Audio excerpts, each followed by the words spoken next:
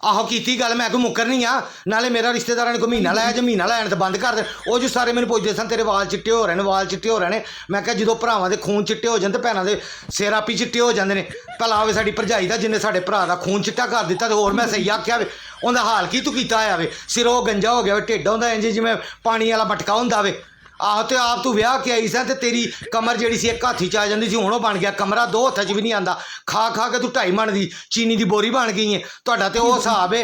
तली में आया तो गली में खाया आ 1 रुपया ना तू आप जोड़नी ना साढ़े भरा को सुख देनी है असी आ जाइए तो तेरा मूँह बन जाता वे भैन तेरिया आ जाते ठीक फीफी छन्नण मुंडन नहीं मुकते है तेरा तो दिल करता तू होवे तो तेरिया भैन साली आ दे घर वाली तो भैन की होंगे ने किराएदार नहीं आहो तो सुनामी आनी नहीं सी जो लावा अंदर उबलता पिया सी इन्हें बाहर नहीं सी आना